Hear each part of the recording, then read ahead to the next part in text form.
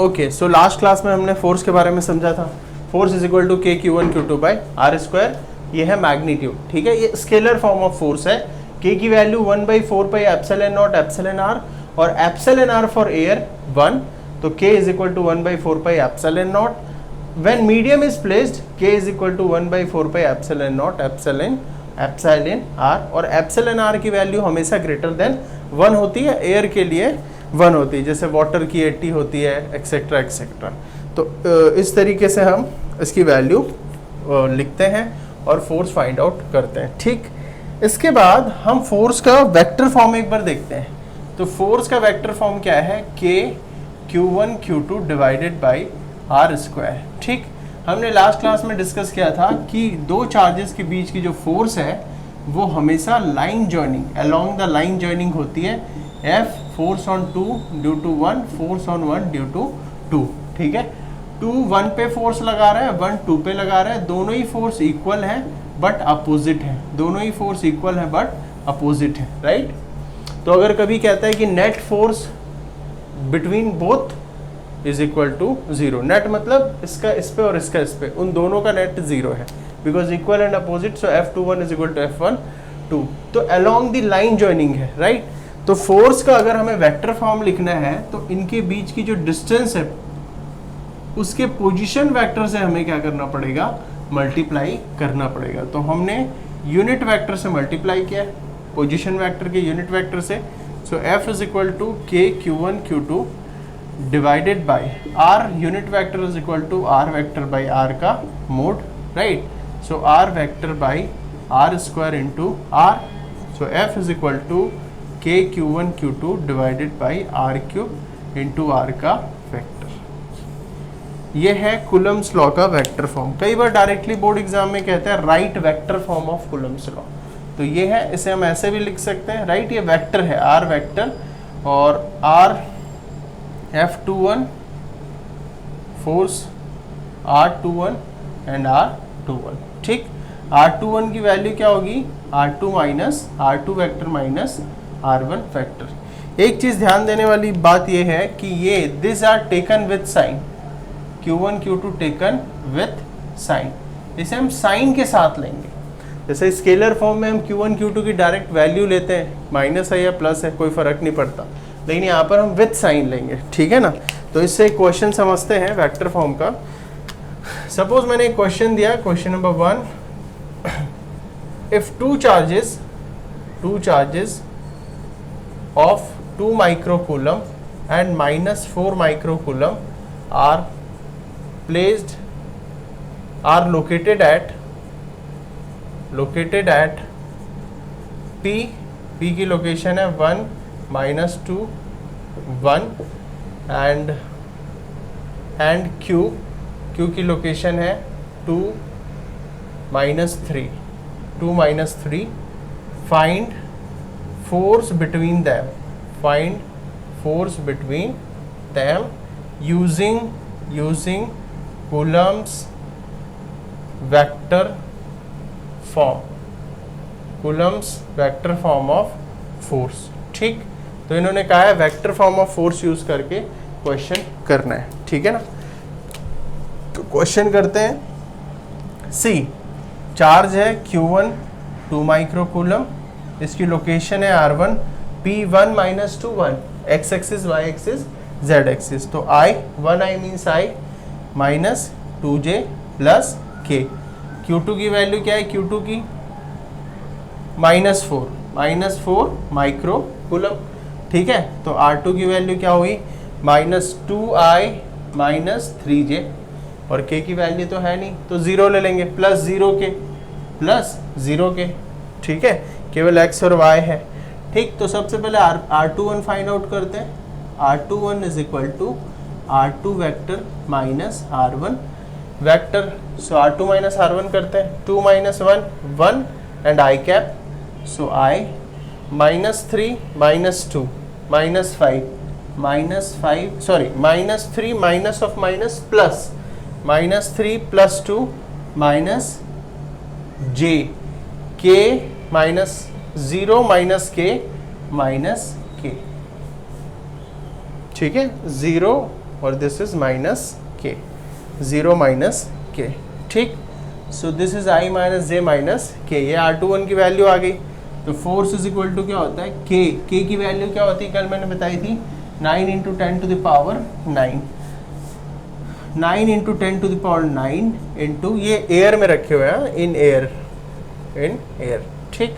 So this is K Q1, Q2 is 2, Q1, Q2 is -4 with sign, और microcoulomb 10 to the power -6, 10 to the power -6, तो -12, 10 to the power -12 divided by, अच्छा ये जो R21 है ये magnitude है, mode, तो R21 का मैग्नीट्यूड कैसे लिखेंगे, R21 magnitude is equal to root under 1 square plus -1 square plus -1 का स्क्वायर, ये तो पता है, I के कोफिशिएंट का स्क्वायर, J के कोफिशिएंट का स्क्वायर, K के कोफिशिएंट का स्क्वायर का रूट, ऐसे हम मैग्नीट्यूड ऑफ वेक्टर लिखते हैं। तो R की वैल्यू हो गई √3, ठीक, तो √3 का क्यूब और into R21 vector, so I minus J minus के, ठीक है। इसको हम सॉल्व करेंगे।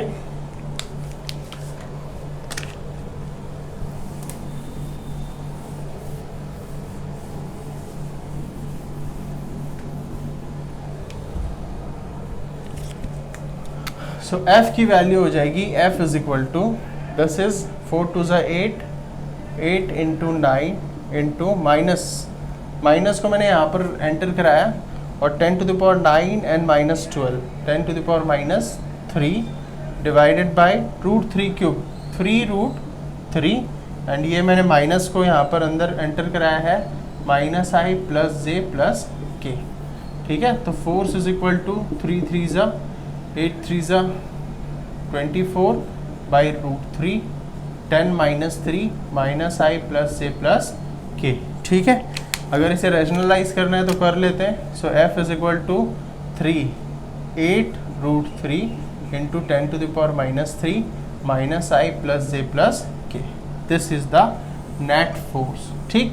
ये है नेट फोर्स की मैग्नीट्यूड, और ये क्या बता रहा है, डायरेक्शन, मतलब minus of this much i cap में, एक्स एक्सिस में, plus of this one y axis, और plus of this one z axis, तीनों एक्सिस पे फोर्स की वैल्यू बता रहे हैं, ठीक। सो ये है फोर्स, ओके। सो इस तरीके से हम यूज करते हैं Coulomb's law of vector addition, ठीक है, ओके।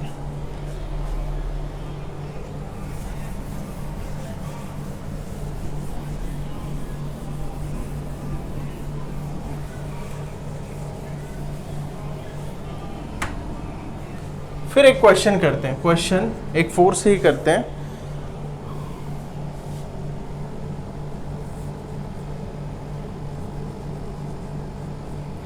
क्वेश्चन है, what should be distance between two charges in a medium,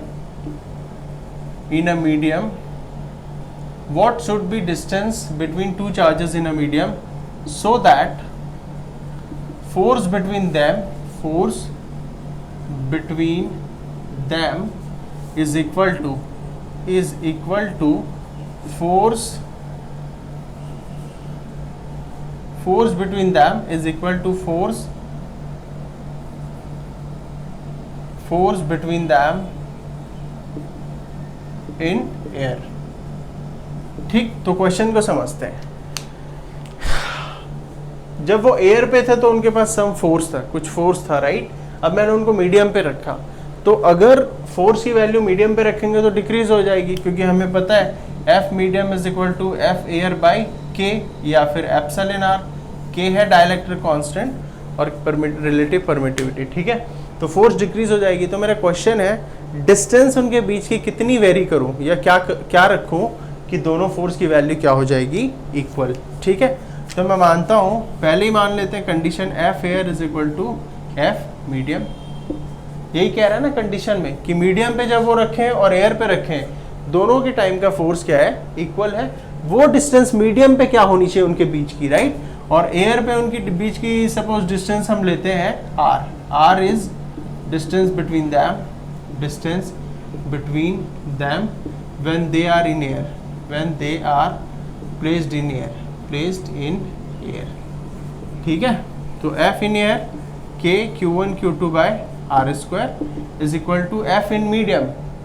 तो मैं बेटर इसको लिखता हूँ 1/4 पाई एप्सिलॉन नॉट, और यहाँ पर 1/4 पाई एप्सिलॉन नॉट और epsilon R into Q1 Q2 by distance d square मान लेते हैं या x स्क्वायर मान लेते हैं, क्योंकि अब तो डिस्टेंस चेंज कर रहे हैं ना।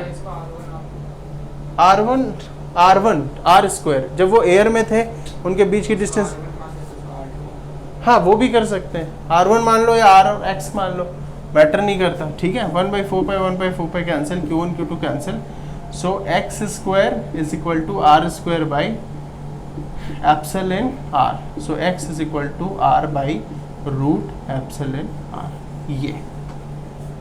ये इंपॉर्टेंट एक रिजल्ट है जो कंपटीशन में भी पूछा जाता है, कभी कभी बोर्ड में भी फ्रिक्वेंटली आस्क्ड क्वेश्चन भी है कि अगर दो चार्जेज के बीच का फोर्स हमें सेम रखना है जैसे एयर पे था, और जब हम उन्हें मीडियम में ले जाते हैं तो उनकी बीच की दूरी एयर वाली distance divided by root of medium का डाइलेक्ट्रिक कांस्टेंट या रिलेटिव परमिटिविटी, ठीक है। ओके, इसको हम कैपिटल के से भी डिनोट करते हैं। Small k is for 9 into 10 to the power 9, capital K is for dielectric constant. Chapter 2 में उसको और क्लियर तरीके से हम पढ़ते हैं कि वो है डाइलेक्ट्रिक कांस्टेंट के। ओके, सो नेक्स्ट है इलेक्ट्रिक फील्ड। फोर्स के बारे में हमने पढ़ा, काफ़ी सारी चीज़ें समझी।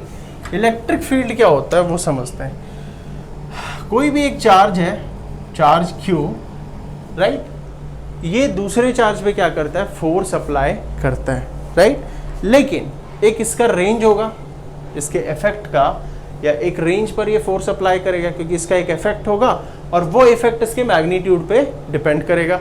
अगर 10 कूलम है उसका एक इफेक्ट होगा एक रेंज पे, अगर 20 कूलम है तो वो ज़्यादा ही बड़ा इफेक्ट होगा, है ना, जैसे मैग्नेट का, राइट। तो वो जो सराउंडिंग है चार्ज का surrounding where its effect is detected, space around the source charge where its effect is detected is called electric field, right? So this is source charge. अच्छा, उसके इफेक्ट को check करने के लिए हमें एक टेस्ट चार्ज चाहिए, टेस्टिंग करनी पड़ेगी ना, क्योंकि चार्ज का इफेक्ट चार्ज ही फील कर सकता है, राइट, मास नहीं कर सकता। तो हम एक टेस्ट चार्ज लेकर आते हैं स्मॉल q, राइट। ये टेस्ट चार्ज है तो इसकी वैल्यू हम बहुत छोटी लेते हैं, क्योंकि अगर इसकी वैल्यू बड़ी लेंगे तो इसका खुद का फील्ड हो जाएगा और वो उसको डिस्टर्ब करेगा। तो एजम्पशन है its value should be very low, ठीक। और calculation, for ease of calculation हम इसकी वैल्यू लेते हैं unit. Unit means 1 unit positive test charge, unit positive test charge, right. तो अगर इस पे फोर्स की वैल्यू है, अवेलेबल है, इसका मतलब electric field is present here, right. अगर इस पे फोर्स लग रहा है तो इलेक्ट्रिक फील्ड प्रेजेंट है, और अगर फोर्स नहीं है तो इलेक्ट्रिक फील्ड इज 0। तो इसका मतलब force on this charge is will gives you electric field intensity, electric field intensity. कितनी स्पीड से फोर्स अप्लाई कर रहे हैं उस क्वांटिटी को हम कहते हैं इलेक्ट्रिक फील्ड इंटेंसिटी, ठीक है।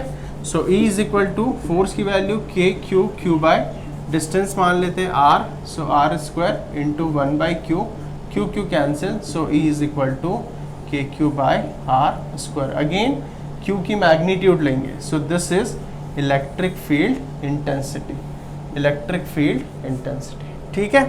ये है दूसरा, कूलम्स लॉ का ही फॉर्म है, ठीक है। कूलम्स लॉ फोर्स वाला भी है और ये भी कूलम्स लॉ से डिराइव्ड है, तो this is also Coulomb's law, ठीक।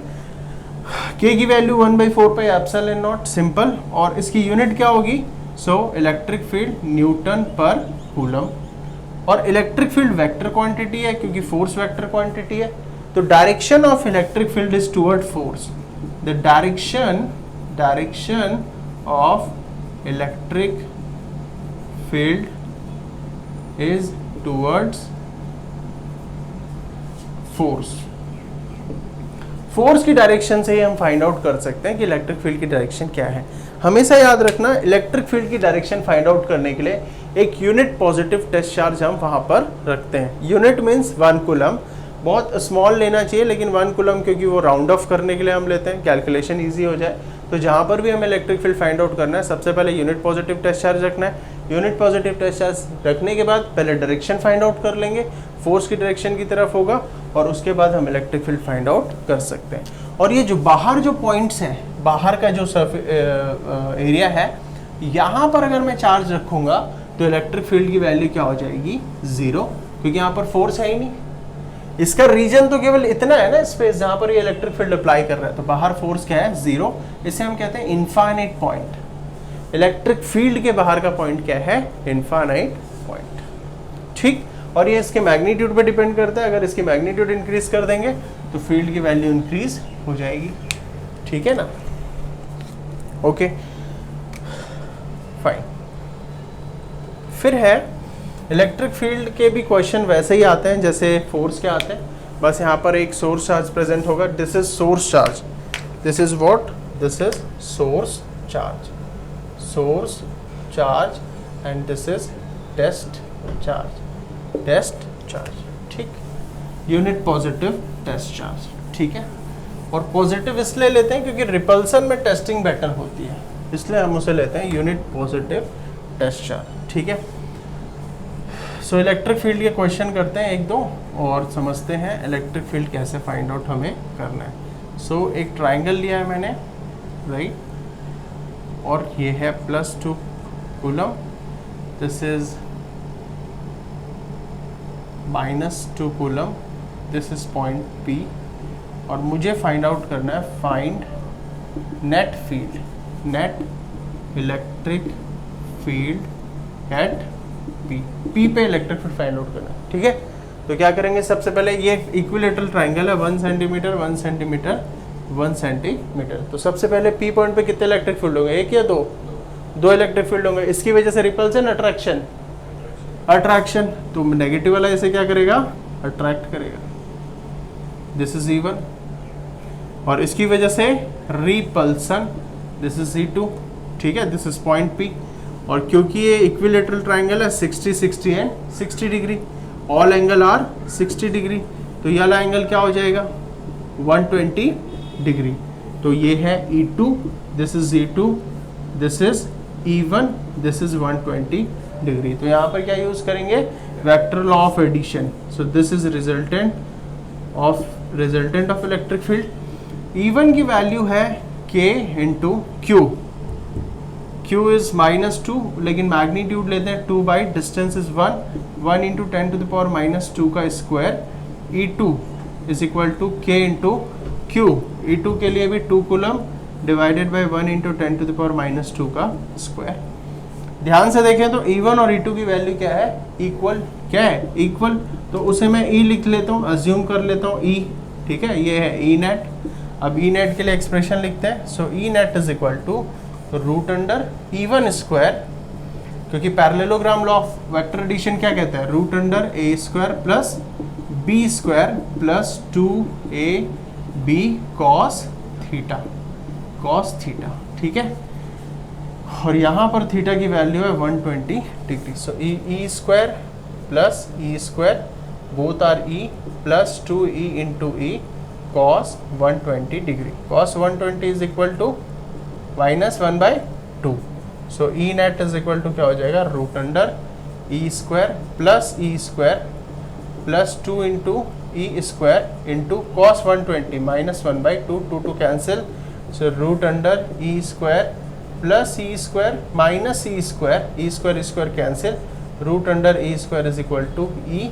सो therefore E net is equal to E, और E की वैल्यू फिर यहाँ पर है K into 2 divided by 10 to the power -4। K की वैल्यू पुट करते हैं 9 into 10 to the power 9 divided by 10 to the power -4, and this will become 18 into 10 to the power 13 newton per coulomb. ठीक, this is electric field. Okay, फिर हम एक चीज समझते हैं, इक्विलिब्रियम पॉइंट। इक्विलिब्रियम पॉइंट क्या होता है, आप लोगों ने पढ़ा होगा क्लास 11th में। इक्विलिब्रियम मतलब ऐसी पॉइंट जहां पर नेट फोर्स की वैल्यू क्या है, 0 है। ठीक है, बॉडी इक्विलिब्रियम में हो या पॉइंट इक्विलिब्रियम हो जहां पर नेट फोर्स 0 है। ठीक है, suppose this is an body, ये है 5 Newton, this is 5 Newton, this is 2 Newton, this is 2 Newton. अब ध्यान से देखें, बॉडी में लग तो रहे हैं 4 फोर्स, बट बॉडी फिर भी नेट फोर्स क्या है, 0, इक्वल अपोजिट इक्वल अपोजिट। तो बॉडी क्या मूव करेगी, नहीं कर सकती। तो ये क्या है, इक्विलिब्रियम। इक्विलिब्रियम मतलब नेट फोर्स या नेट इलेक्ट्रिक फील्ड की वैल्यू 0। ठीक, ओके। अच्छा, इक्विलिब्रियम भी ना 3 टाइप के होते हैं। इक्विलिब्रियम भी 3 टाइप्स के होते हैं, स्टेबल, अनस्टेबल और neutral. Stable equilibrium, unstable equilibrium, neutral equilibrium. Stable equilibrium क्या होता है, सपोज एक बाउल हमने लिया और यहाँ पर एक छर्रा जैसा कुछ रखा। ठीक, इसको हमने मूव करा दिया, तो ये क्या करेगा, इस तरीके से मोशन करेगा थोड़ी देर तक और वापस से फिर से ऐसे अपनी पोजीशन पे आ जाएगा। तो इसकी स्टेबिलिटी मेंटेन है। हमने इस पे फोर्स लगाया, फिर भी इसकी स्टेबिलिटी क्या है, मेंटेन है। दूसरा, सपोज ये एक है, हैंग कर रहा है बांस। ठीक है, इसको हमने मास, तो ये क्या करेगा, ऑसिलेट करेगा, और अगर फ्रिक्शन प्रेजेंट है तो थोड़े टाइम पे वापस से अपनी स्टेबिलिटी को गेन कर लेगा। ठीक है, ये सारे स्टेबल इक्विलिब्रियम। ठीक है, अनस्टेबल, जब हम एक बाउल को उल्टा रखते हैं और यहाँ पर हमने वो सॉलिड स्मॉल स्फीयर रखा, यहाँ पर हमने फोर्स लगाया, ये बॉडी नीचे गिर गया, क्या ये बॉडी वापस से इस पॉइंट पे आ सकता है, नहीं। तो कैसा इक्विलिब्रियम है, अनस्टेबल। और न्यूट्रल मतलब जब हम किसी बॉडी को रेत पे खिसका रहे हैं, है ना, सैंड है, रेत है, उस पर हमने खिसकाया, बॉडी पहले यहाँ था, हमने इस पर फोर्स लगाया, यहाँ पर बॉडी आकर रुक गया, फिर यहाँ पर आकर रुक गया, तो जितना हम उस पर फोर्स लगा रहे हैं वहाँ जाकर रुक रहे हैं, तो वो है न्यूट्रल इक्विलिब्रियम। कोई भी इसमें ऑसिलेशन नहीं है, सिंपली। ठीक है, यहाँ पर ऑसिलेशन प्रेजेंट है। तो इक्विलिब्रियम के एक क्वेश्चंस करते हैं इलेक्ट्रिक फील्ड से। ठीक, क्वेश्चन है, क्वेश्चन नंबर 1। 2 चार्जेस है, 4 कूलम एंड 1 कूलम, और बीच की डिस्टेंस है 2 सेंटीमीटर। क्वेश्चन में पूछा है, find a point, find a equilibrium point, equilibrium point on the line joining, on the line joining between 2 charges, between given 2 charges। अच्छा, अब अगर हम ध्यान से देखें तो ये वाली लाइन है, लाइन ज्वाइनिंग बिटवीन दैम। ठीक है, अब इसने कहा है कि इक्विलिब्रियम पॉइंट बताओ इस लाइन पे, सच दैट वहां पर नेट इलेक्ट्रिक फील्ड की वैल्यू क्या होनी चाहिए, 0, फोर्स या फील्ड। ठीक है, तो अब 3 जगह हो सकता है, राइट, लेफ्ट, सेंटर। राइट में क्यों नहीं हो सकता, देखो इसकी वजह से इस पॉइंट पे 1 कूलम है ना, test unit positive test charge, तो इलेक्ट्रिक फील्ड की डायरेक्शन क्या होनी चाहिए, तो यहाँ पर hidden 1 coulomb positive test charge है, पॉजिटिव टेस्ट चार्ज रिपल्सन, तो इलेक्ट्रिक फील्ड E1, और इसकी वजह से भी क्या है, रिपल्सन E2।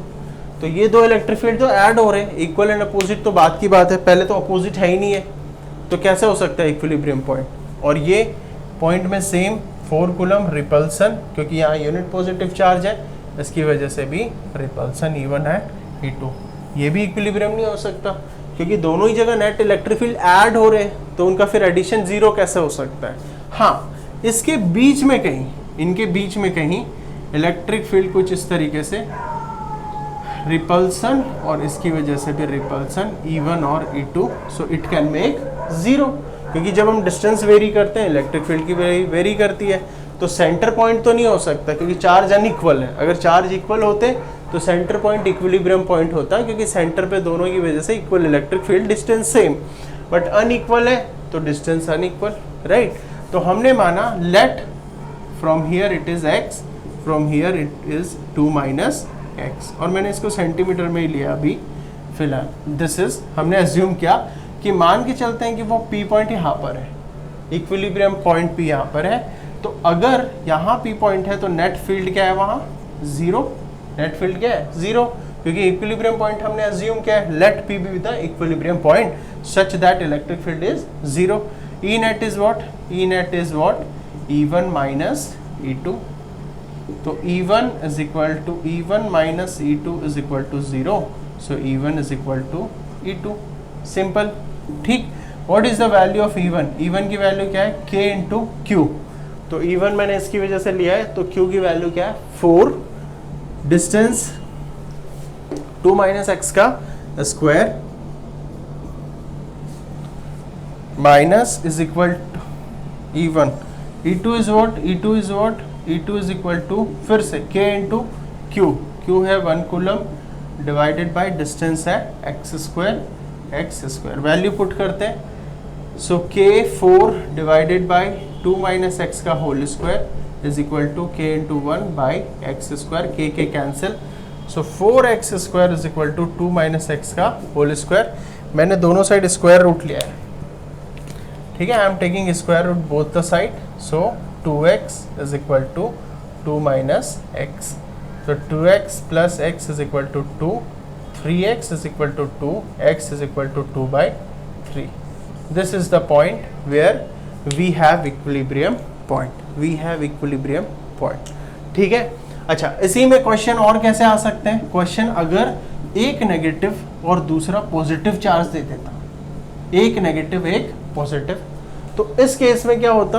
इक्विलिब्रियम पॉइंट कहां होता? बाहर। दो पॉइंट है बाहर भी, 1 और P2। अच्छा, इसमें कहां होता? वो भी सोचने वाली बात है। तो P1 और P2 बाहर होता, क्यों?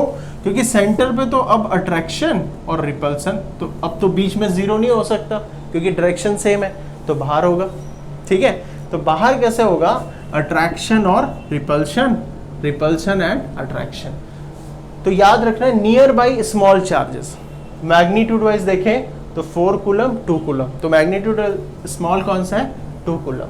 तो आउटसाइड और नियर 2 कूलम, आउटसाइड और नियर 2 कूलम। तो अगर 2 अपोजिट चार्जेस है पोलैरिटी वाइज, तो हमें इक्विलिब्रियम पॉइंट कहाँ लेना है? बाहर और नियर बाई स्मॉल चार्जेस, ठीक है। तो डिस्टेंस x हम ऐसे एज्यूम कर लेंगे, let the point P at a distance x, और फिर नेट इलेक्ट्रिक फील्ड 0 कर देंगे। बस वहां पर ये हो जाएगा 2 प्लस एक्स और x, यहाँ पर है x और 2 माइनस एक्स, और फाइंड आउट कर लेंगे, ठीक। चलो एक इक्विलिब्रियम को और क्वेश्चन करते हैं। कई बार क्या होता है, नेट फोर्स, हम नेट फील्ड 0 तो रखते हैं, एक फोर्स को लेकर हम करते हैं इक्विलिब्रियम के questions. Question, 2 charges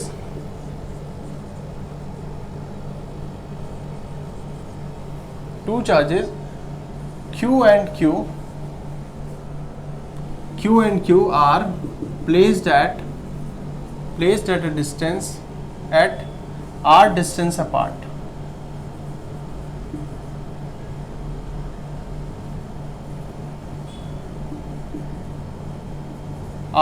R meter distance apart. Find position and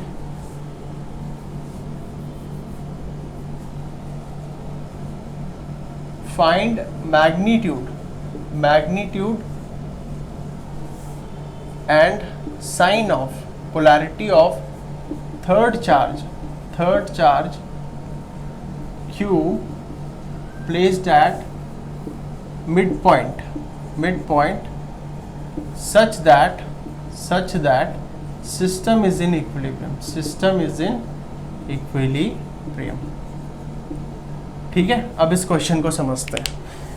इन्होंने क्या है, 2 charges Q and Q, 2 charges Q and Q are placed r centimetre apart और r metre apart, r centimetre apart, centimetre ले r centimetre apart, ठीक। Find the magnitude and the sign of third charges q placed at midpoint such that system is in equilibrium। तो उन्होंने कहा एक हम third point रख रहे हैं मिड पॉइंट पे, और इसकी हमें मैग्नीट्यूड बतानी है और साइन बताना है, such that net force is zero, net force is zero. ठीक, तो अगर आप ध्यान से देखो, such that system is in equilibrium, such that system is in equilibrium, तो अगर हम इसमें वैसे ही करते हैं जैसे हमने बताया था कि रिपल्सन रिपल्सन, तो for equilibrium F1 is equal to F2, equal and opposite, equal and opposite. So F1 की वैल्यू क्या हो जाएगी, K q q distance by r by two square is equal to K q q distance r by two का square, है ना। तो यहां से देखो Q भी कैंसिल, Q भी कैंसिल, K भी कैंसिल, R भी कैंसिल, तो वो Q आ रहा है क्या, नहीं आ रहा है। यहां पर देखो वो Q आ नहीं रहा है ना, तो इसलिए इसमें यहां पर हिंट दिया हुआ है इसने, सिस्टम इज इन इक्विलिब्रियम, मतलब सिस्टम इक्विलिब्रियम में मतलब हर चार्जेस किस में है, इक्विलिब्रियम में। अगर मैं कहूं कि ये हॉल इक्विलिब्रियम में, तो उसके अंदर जितने भी पार्टिकल हैं सब पे नेट फोर्स क्या है, जीरो।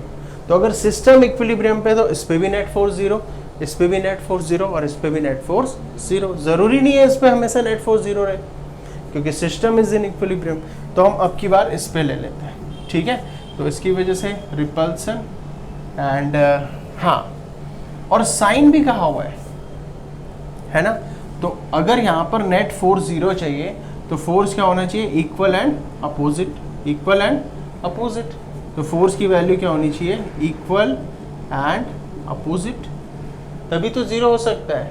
या नेट फोर्स जीरो मतलब F1 plus F2 is equal to zero, so F1 is equal to minus F2, ठीक है। सो F1 की value K into q q, Q into q divided by distance is क्या है, R square, Q और Q के बीच की डिस्टेंस R is equal to minus K into ये है F2, F2 between this two, K q q divided by R by two का स्क्वायर, ठीक है। So q q cancel, K cancel, so इसकी वैल्यू क्या हो जाएगी, Q by are square is equal to minus Q by are square by 4 cancel, so Q is equal to minus Q by 4। इतने minus मतलब magnitude sign है negative, और magnitude क्या है, Q बाई 4। इतने मैग्नीट्यूड और साइन का charge जब हम सेंटर पे रखेंगे, तो फिर नेट फोर्स की और ये सिस्टम क्या होगा, इक्विलिब्रियम, ठीक है। तो कभी कभी इस तरीके से ट्रिकी क्वेश्चंस वो देते हैं, ठीक। तो ये है कुछ क्वेश्चंस हमने इलेक्ट्रिक फील्ड के किए।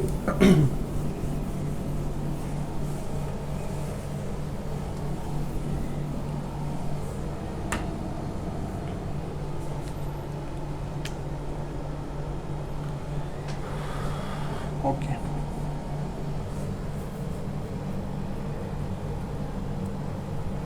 फिर है electric field lines, electric field lines, ठीक है। अब इलेक्ट्रिक फील्ड लाइन समझना,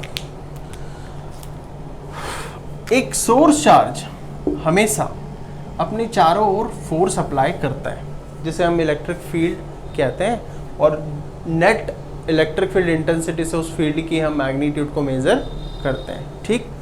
तो अगर मैं यहाँ पर खड़ा हूँ तो भी मुझे चार्ज क्या करेगा, फोर्स अप्लाई करेगा, और मैं यहाँ शिफ्ट हो जाता हूँ तो भी मुझे फोर्स अप्लाई करेगा, यहाँ पर शिफ्ट हो जाता हूँ यहाँ पर भी मुझे फोर्स अप्लाई करेगा, फोर्स अप्लाई करेगा, फोर्स अप्लाई करेगा, फोर्स अप्लाई करेगा। हर पॉइंट पे मुझे क्या कर रहा है, फोर्स अप्लाई कर रहा है। इसका मतलब इसके जो फील्ड है वो एक इमेजिनरी कॉन्टिन्यूस लाइंस के फॉर्म में क्या है, डिस्ट्रीब्यूटेड है over the region of electric field. इन्हें हम कहते हैं electric field lines. The continuous imaginary continuous curve और lines is called electric field lines, क्योंकि हर पॉइंट पे एक लाइन क्रिएट हो रहा है, क्योंकि फोर्स हमेशा अलोंग द लाइन, तो फोर्स हमेशा अलोंग द लाइन है। तो इलेक्ट्रिक फील्ड कैसा है, एक बहुत सारे लाइंस होंगे यहाँ पर, इमेजिन कर सकते हैं। इलेक्ट्रिक फील्ड लाइंस, ठीक है।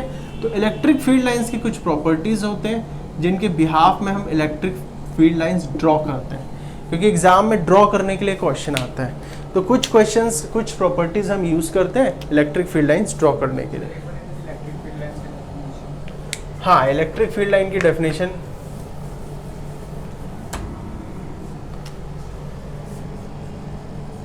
दे आर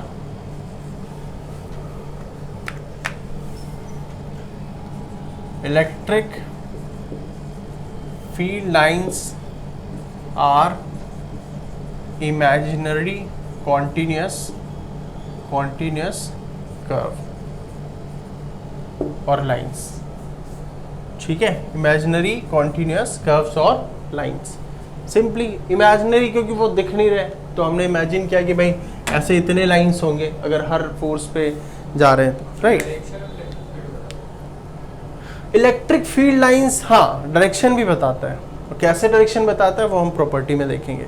इलेक्ट्रिक फील्ड लाइंस मतलब हम एज्यूम कर रहे हैं एक चार्ज है, चारों तरफ वो फील्ड अप्लाई कर रहे हैं ऑल अराउंड स्पेस पे, तो फील्ड क्या कर रहा है, लाइंस, क्योंकि हर पॉइंट पे मुझे फोर्स फील हो रहा है, मैं जहां पर भी जा रहा हूं मुझे फोर्स फील हो रहा है, इसका मतलब 100% फील्ड लाइंस के फॉर्म में, क्योंकि फोर्स हमेशा अलोंग द लाइन अप्लाई करता है कोई भी चार्ज, तो इसका मतलब बहुत सारे लाइंस है ना, तभी तो हर पॉइंट पे जा रहे हैं तो हमें फोर्स क्या हो रहा है, फील हो रहा है। तो मतलब लाइंस हैं बहुत सारे, अगर लाइंस नहीं होते तो हर पॉइंट पे कैसे फील होता, हर पॉइंट पे तो नहीं होता। हर पॉइंट पे अगर फोर्स फील हो रहा है इसका मतलब बहुत सारे लाइंस होंगे, क्योंकि force is always along the lines. Okay, property first, they emerge और स्टार्ट फ्रॉम पॉजिटिव और इनफाइनाइट एंड, ध्यान से सुनना, मर्ज एट नेगेटिव और इनफाइनाइट। पहला point, electric field lines start कहां से होते हैं, इमर्ज या स्टार्ट पॉजिटिव से, और अगर पॉजिटिव अवेलेबल नहीं है तो इनफाइनाइट से। और मर्ज मतलब खत्म कहां होते हैं, नेगेटिव पे, अगर नेगेटिव अवेलेबल नहीं है तो इनफाइनाइट पे, ठीक है। सपोज सेकेंड पॉइंट, पहले एक दो पॉइंट्स लिख लेते हैं, फिर उसके बाद हम इसको ड्रॉ करेंगे। दे इमर्ज और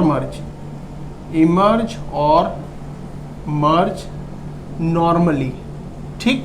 ये हमेशा इमर्ज और मर्ज कैसे करते हैं, 90 डिग्री पे, नॉर्मल, ठीक है, क्योंकि बहुत सारे तरीके इमर्ज और मर्ज होने के। Third,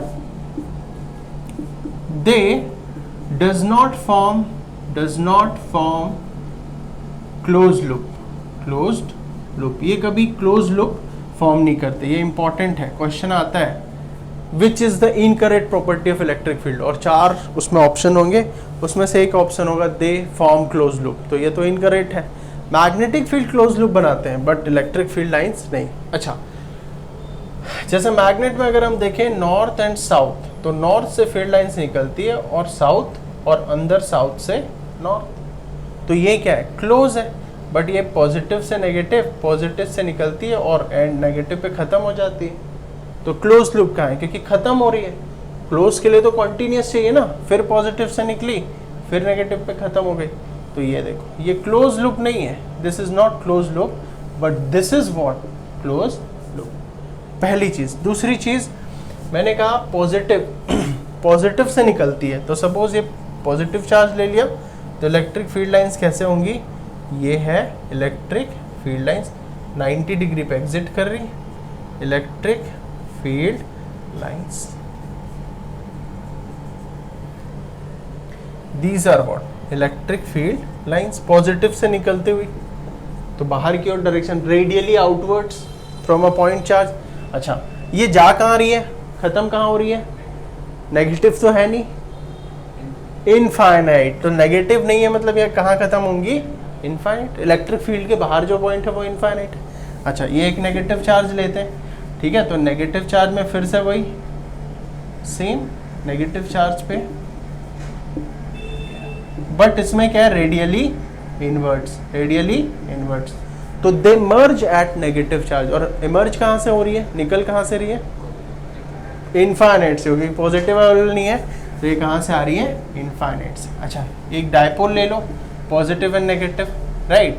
so positive to negative, positive to negative, positive to negative, ठीक है। इसकी एक और प्रॉपर्टी है, हम पहले यहाँ पर लिख लेते हैं, फिर एक बार ड्रॉ भी करेंगे। Fourth, they never intersect each other, they never intersect each other, ये कभी इंटरसेक्ट नहीं करती। ओके, तो अगर इंटरसेक्ट नहीं करती तो थोड़ा दूर से जाएंगे ना, अगर नज़दीक से आएंगे तो इंटरसेक्ट कर जाएंगे।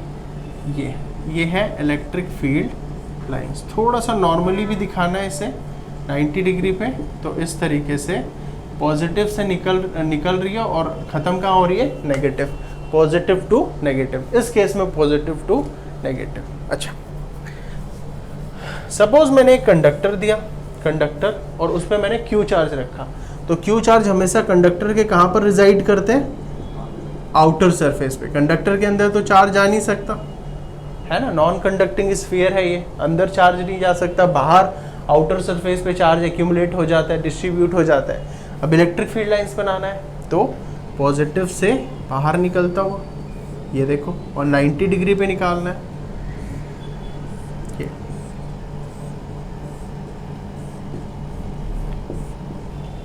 और अगर नेगेटिव चार्ज ले लेता, नेगेटिव, तो कैसा होता, सेम चीज है, बट अब की बार इनवर्ट्स, अब की बार क्या होता, इनवर्ट्स, ठीक। अच्छा, they never intersect each other, क्यों इंटरसेक्ट नहीं करते भाई, क्योंकि जहां पर वो इंटरसेक्ट करेंगे वहां पर इलेक्ट्रिक फील्ड की कितनी डायरेक्शन हो जाएंगी, 2 डायरेक्शन, और एक इंसान की 2 डायरेक्शन हो ही नहीं सकती भाई। एक पॉइंट में तो आप एक डायरेक्शन में जाओगे ना, इस तरफ या इस तरफ, दोनों डायरेक्शन में कैसे जा सकते हो, तो 2 डायरेक्शन नहीं हो सकती। तो रीजन क्या होगा, because they can not have a single quantity cannot have 2 direction on a single point, therefore this is not a valid point. Okay, फिर है fifth, they does not form closed loop, लिखा दिया, they never intersect each other. Okay, density of field lines depends on magnitude of charge की value ज़्यादा होगी तो field lines भी बहुत ज़्यादा होंगे, है ना। जैसे अगर ये 2Q है और ये Q है, तो Q पे अगर हम बनाना चाहे फील्ड लाइंस तो कुछ इस तरीके से, और Q पे कुछ इस तरीके से, तो number of field lines Q पे ज़्यादा है, Q पे, 2Q पे, किस पे ज़्यादा है, 2Q पे। ये मैं अलग अलग बना रहा हूँ, हाँ, 2 पॉइंट चार्जेस, क्योंकि मैग्नीट्यूड ज़्यादा है तो फील्ड लाइंस भी ज़्यादा। इसका मतलब field lines is proportional to Q, तो N1N/Q is equal to K, सो N1/Q1 is equal to N2/Q2, और we can say N2/N1 is equal to Q2/Q1, ठीक है ना। तो इससे भी क्वेश्चन आ सकता है कंपटीशन में, तो कई बार कि भाई 2 कूलम से अगर 10 फील्ड लाइंस है तो बताइए 3 कूलम से कितने फील्ड लाइंस होंगे, तो वैल्यू पुट कर देंगे। N2 की वैल्यू क्या है, नहीं पता, फाइंड आउट करनी है। N1 की 10 फील्ड लाइंस 10, Q2 की 3 और इसकी 2, तो ये हो जाएगा N2 is equal to 3/2 into 10, 15। Simple, इस तरीके से फाइंड आउट कर सकते, ठीक। अच्छा,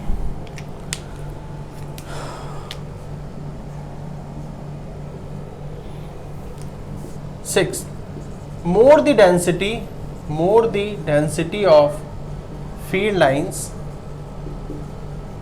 more electric field intensity. Suppose ये field lines मैंने बनाया electric field line, non uniform है, ये इंक्रीजिंग है ना, तो यहाँ पर इलेक्ट्रिक फील्ड लाइंस और यहाँ पर electric field B, this is A, क्योंकि यहाँ पर ज़्यादा लाइंस है, डेंसिटी ज़्यादा है, तो electric field at A is greater than electric field at B। Clear, ये है नॉन यूनिफॉर्म। कैसा है, नॉन यूनिफॉर्म। और ये क्या है, यूनिफॉर्म। A और B पे electric field equal unequal, equal. ठीक है, और कोई प्रॉपर्टी इलेक्ट्रिक फील्ड लाइंस की? They never intersect each other, they does not form close loop, they emerge normally, they emerge start and, ठीक है ओके। तो कुछ हम जनरल फील्ड लाइंस अभी ड्रॉ करते हैं, राइट। सपोज मैंने एक फील्ड लाइन बनाया, okay, so field lines due two point charges, first due two point charge plus q, this is plus q, this is field lines, plus q minus q, this is field lines,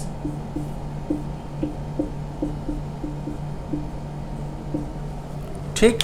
फिर है due to dipole, third, second due to dipole plus q, अभी बनाया था हमने, plus to minus, this is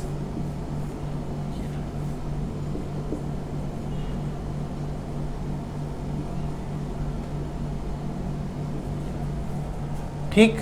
फिर है third due to pair of equal pole, due to pair of equal charges, so plus q, this is plus q, ठीक। तो ये electric field lines यहाँ पर ऐसे बनेंगे, रिपल्सन, क्योंकि दो पॉजिटिव पॉजिटिव रिपेल करेंगे, so this is field lines. ये आपकी बुक्स में भी एनसीईआरटी के देखो, ठीक। Fourth due to unequal positive charge, अब इसको देखो ध्यान से, प्लस टू क्यू, ये कैसे है? अनइक्वल। कैसे है ये?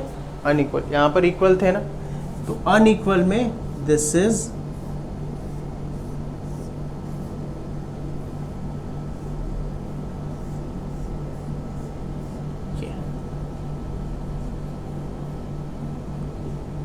देखो ध्यान से, इसमें मैंने क्या किया है, क्या डिफरेंस है? इस पे फील्ड लाइंस ज्यादा है, उस पे कम है, ये डिफरेंस। एग्जाम में कभी कभी आता है 2q और 2q के बीच में बनाओ, बच्चे ऐसे बना देते हैं, गलत हो जाता है वो, है ना। ड्यू टू, फिर है fifth due to unequal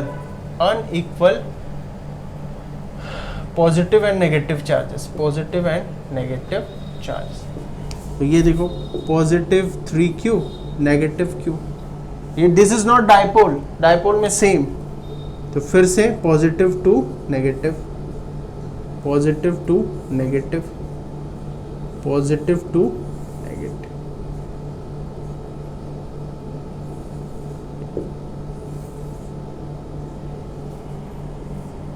difference क्या है? इस पे नंबर ऑफ फील्ड लाइंस ज्यादा है और उस पे, ठीक है।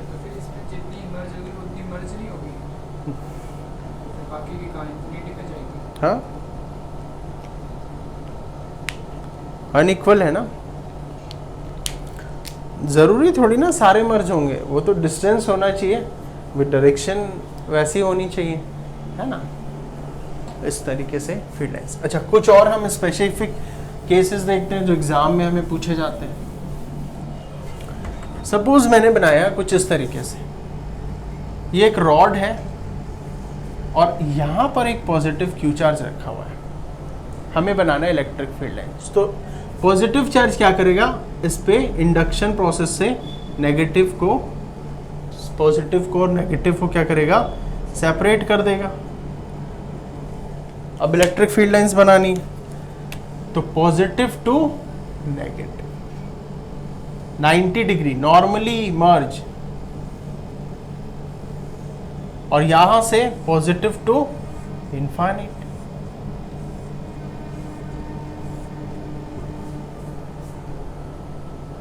ठीक, अच्छा नेक्स्ट, पॉजिटिव नेगेटिव पॉजिटिव,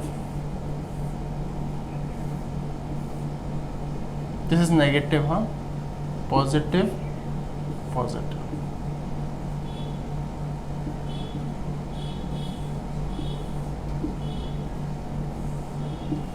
ये सही है गलत है? इट इज रॉन्ग और राइट? पॉजिटिव टू नेगेटिव जा रहा है, बस इसमें नेगेटिव टू पॉजिटिव, तो ये कैसे है? रॉन्ग है। अच्छा, पॉजिटिव नेगेटिव नेगेटिव,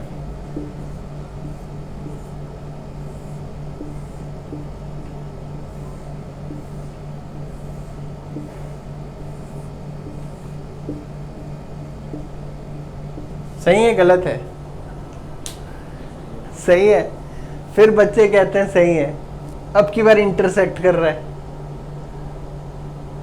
तो क्या है? रॉन्ग है। तो ध्यान से, फिजिक्स में यही करता है। कंपटीशन एग्जाम में बहुत ज़्यादा, अब तो 12 के भी ऐसे क्वेश्चंस इतने ट्रिकी आ रहे हैं। 2022 में जो क्वेश्चंस पेपर हुए काफ़ी ट्रिकी, सेम है। अब यहाँ पर घुमा रहा है, बच्चे वहाँ देखते हैं यहाँ नहीं देखते, कभी यहाँ देखते हैं वहाँ नहीं देखते, इसलिए ध्यान से।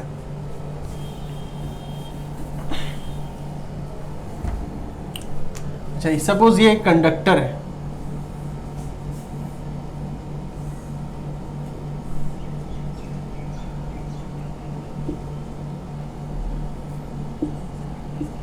कौन सा करेक्ट है? Option A B C, B A and B, option C, option D none of this, none of this.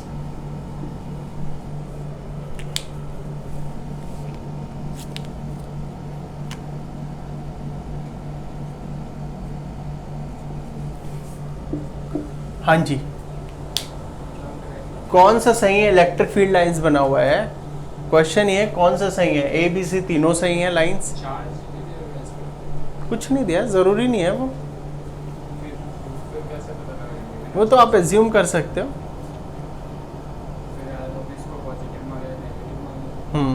तो कौन सा सही है? आप लोग भी बताओ कौन सा सही है।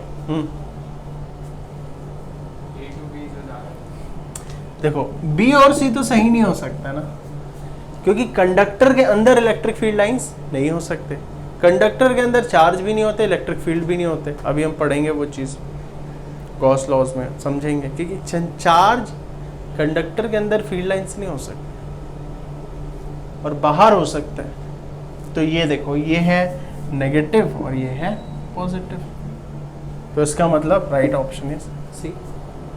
सॉरी, अच्छा मैं गलती से मैंने ऑप्शन इसको बी लिखना था मुझे, सॉरी, और ये है B and C, sorry,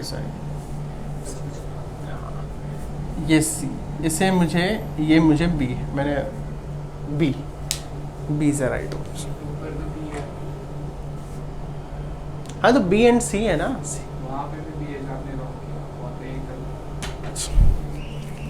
this is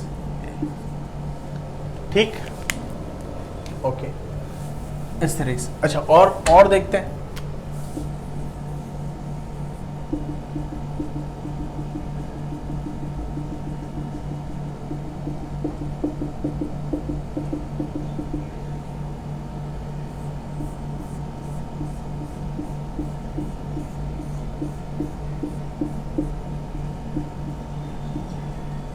field line सही है गलत है?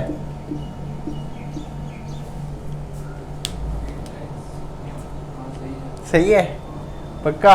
सोच लो, गलत है। कारण क्या है? इमर्स तो हो रहे हैं पॉजिटिव से, बट नॉर्मली नहीं हो रहे। 90 डिग्री पे कहाँ हो रहा है? नहीं, 90 डिग्री कहाँ है ये 90 डिग्री है क्या? ये 90 डिग्री है क्या? ये 90 डिग्री है क्या? कुछ एक है, सारे तो नहीं है ना। ये है एनसीईआरटी के questions exam. This is some examples of electric field lines. अच्छा, एक चीज़ इसमें और बताता हूँ, फिर हम इलेक्ट्रिक फील्ड लाइंस को सम अप करेंगे। आज हमने किया है इलेक्ट्रिक फील्ड और फील्ड लाइंस, ठीक है। तो एक चीज़ और, चार्ज की डेंसिटी, charge density is inversely proportional to area. इसको ध्यान रखना, बाकी फिर हम इसको और समझेंगे, फॉर्मूला के बेसिस पे अभी हम पढ़ेंगे डिस्ट्रीब्यूशन ऑफ चार्ज। सपोज ये मैंने बनाया है और 3 पॉइंट ले, ए बी और सी।